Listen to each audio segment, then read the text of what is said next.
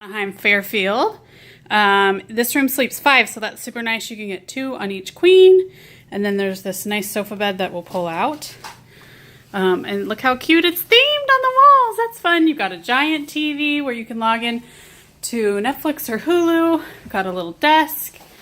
This guy closes, which is kind of nice if people are wanting to change and not show off. Here's the bathroom area. Now they don't have microwaves in the room.